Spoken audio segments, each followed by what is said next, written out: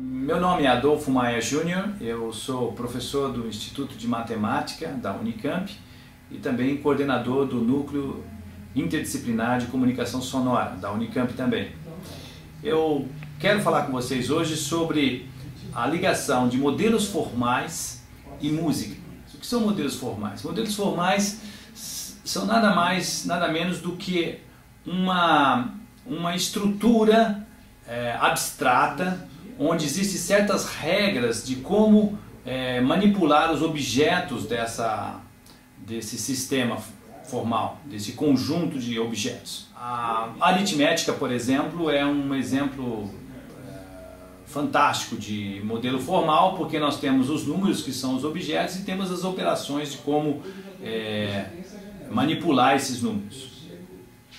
Agora, existe uma ligação forte da música com modelos formais. A primeira pessoa que tornou isso bastante óbvio foi o Pitágoras, o matemático grego que criou a escola pitagórica, e eles tinham um pendor muito forte pela música.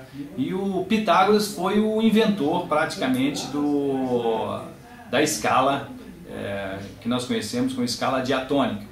Na verdade, com menos sons do que nós temos hoje, mas ele mostrou como é que você pode pegar uma corda e dividir essa corda em proporções, em certas proporções, de maneira que você obtenha notas musicais.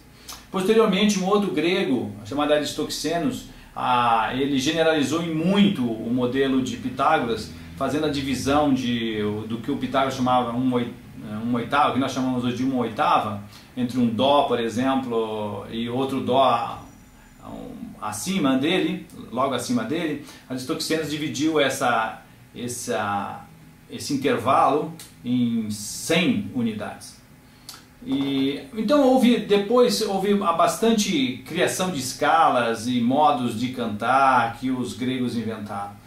A coisa mais significativa do ponto de vista de modelo formal veio depois com um monge chamado Guido d'Arezzo.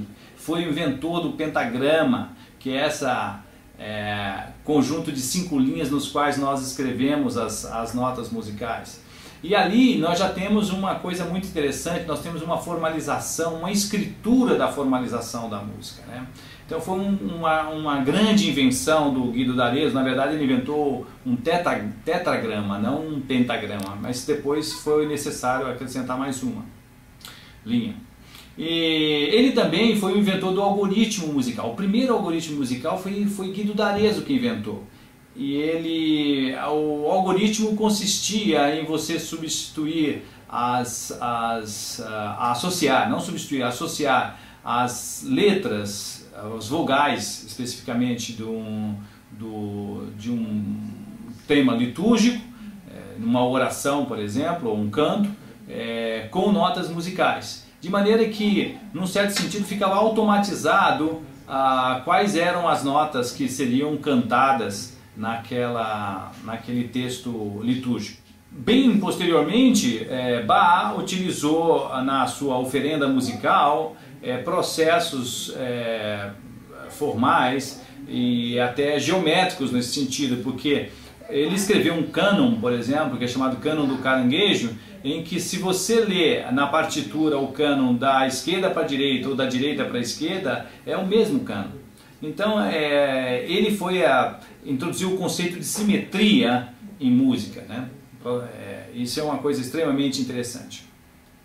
Muito bem, pouco tempo depois de Mozart, né, de Bach, nós temos Mozart. Mozart fez uma coisa muito interessante, ele usou aleatoriedade em música.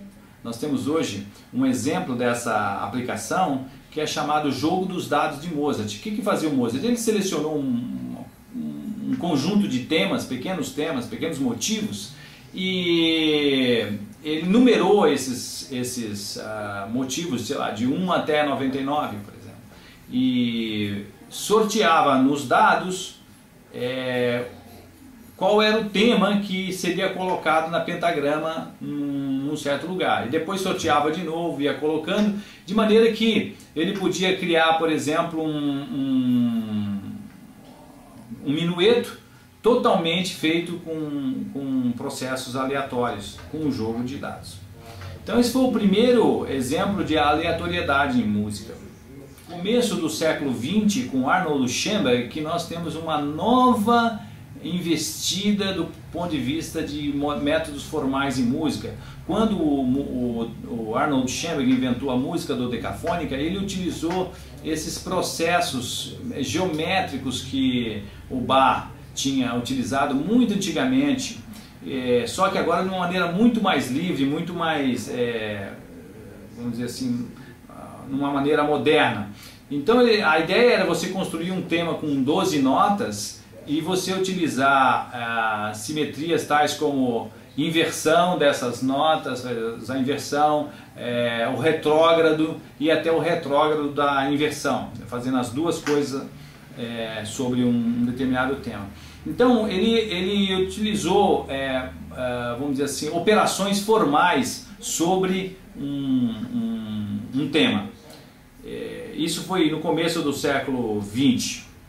Lá em meados do século XX apareceram alguns compositores muito interessantes que fizeram uma grande investida nessa área de formalização em música. Eles foram Karlheinz Stockenhausen, Pierre Boulez e Yannis Xenakis. A ideia deles é ter uma multiplicidade de processos composicionais formais, e eles utilizaram isso tanto em composição algorítmica como em síntese de sons. O compositor que me interessa mais falar aqui para vocês é sobre Xenakis. O Xenakis foi a primeira pessoa a fazer consistentemente música estocástica, dentro com um processo que são chamados processos estocásticos, e nos quais você tem distribuições de probabilidade, e ele utiliza essas distribuições de probabilidade ao longo de toda a obra que ele constrói. Depois de Xenakis nós temos uma variedade enorme de modelos formais que são utilizados em música. Eu posso citar para vocês facilmente 3 deles, por exemplo, que são importantes. Sistemas dinâmicos. Sistemas dinâmicos variam desde como os planetas em torno do Sol, como um modelo atômico e todas essas coisas. Quer dizer, sistemas que têm interação de corpos, chamados sistemas dinâmicos, e eles podem ser utilizados para a composição musical. Também sistemas biológicos, nos quais, por exemplo, posso citar algoritmos genéticos, por exemplo, são utilizados com bastante desenvoltura em composição, principalmente em composição algorítmica. E modelos da natureza, muitos modelos da natureza são utilizados em música hoje. De maneira que modelos formais, hoje você pode dizer que você pode tranquilamente com ambientes virtuais criar um modelo formal, fazer uma virtualização desse modelo no computador e utilizar as saídas de dados que esse modelo te dá para controle de processos musicais, tanto em composição algorítmica como em síntese de sons.